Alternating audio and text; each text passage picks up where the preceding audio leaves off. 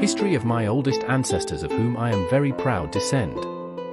June 19, 1259, are transferred to a new sanctuary, the relics of Saint Margaret of Scotland, Queen Consort of Scotland, my 31st grandmother, 3 times my grandmother, wife of King Malcolm III of Scotland, great-great-grandmother of the Kings of England, Richard Lionheart and John Landless, and 5th grandmother of Dom Afonso III and Dom Sancho II, Kings of Portugal.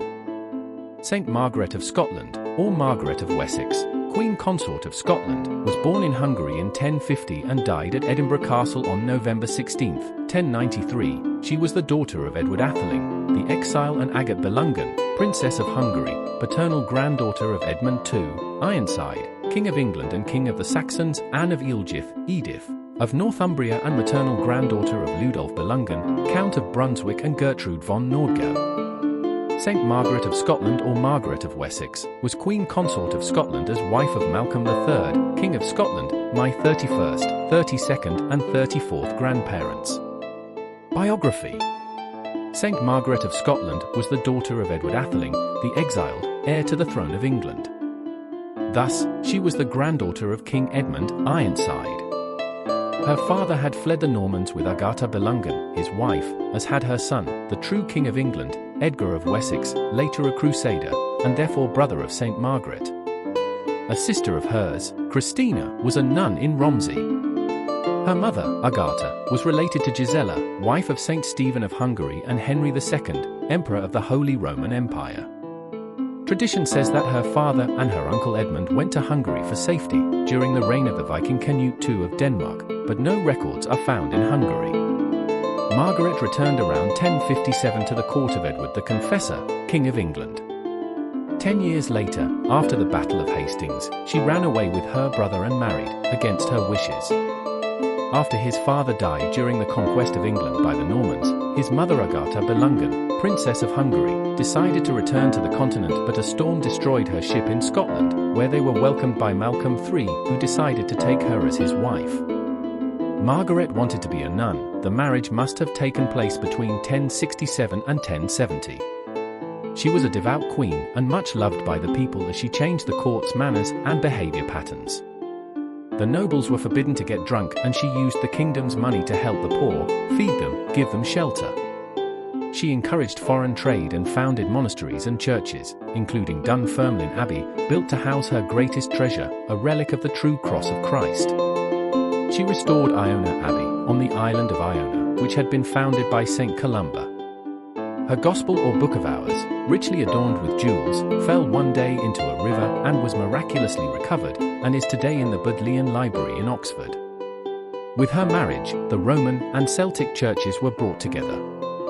She convened a synod that produced new regulations for Easter fasting, communion, and some abuses regarding marriages in prohibited degrees of kinship. She Anglicized and refined the court and her husband with her virtues. Modesty, rare beauty, patience and sweetness softened her husband's manners, and converting the king is converting the kingdom. The husband was illiterate and rude and became Christian and kind, and their 3 sons reigned afterwards, and in them their mother inspired love for God, contempt for earthly vanities and horror of sin. Saint Margaret of Scotland died on November 16, 1093, at Edinburgh Castle, and her body was buried before the high altar of Dunfermline Abbey, in Fife, next to her husband, King Malcolm III of Scotland. St. Margaret's Chapel in Edinburgh Castle. St. Margaret's Chapel is the oldest building in Edinburgh Castle, 12th century. It is said that St. Margaret of Scotland prayed here, but research indicates that it was erected at the beginning of the 12th century by her 4th son, who would become King David I, reigned from 1124 to 1153. Its architecture has references to the first Celtic chapels. With the Protestant Reformation, the chapel began to be used as a gunpowder magazine, until arrangements were made in 1929 to adapt it to religious celebrations. Queen St. Margaret of Scotland was canonized in 1250 or 1251 by Pope Innocent IV and is celebrated on November 16. Her relics were transferred on the 19th of June, 1259 to a new sanctuary, the base of which can be seen in the modern eastern wall of the restored church. During the Reformation, his skull came to belong to Mary Stuart, Queen of Scots, and later to the Jesuits of Douai, and is believed to have been destroyed in the French Revolution. George Con, author of the book De Duplici Statu Religionis apud Scots, Rome 1628, believes that the rest of the relics, as well as those of her husband, King Malcolm, were purchased by Philip II of Spain, Philip I of Portugal, and placed in 2 urns in Escorial. But when, in the 19th century, Bishop Gillies of Edinburgh asked Pope Pius IX for their return, they were not found. Children from the marriage of St. Margaret of Scotland to King Malcolm III, my 31st grandfather, 3 times my grandfather. Edward of Scotland. Edgar, King of Scotland. Alexander I, King of Scotland, married to Sybil of Normandy. St. David I, King of Scotland, married to Maud, Countess of Huntingdon.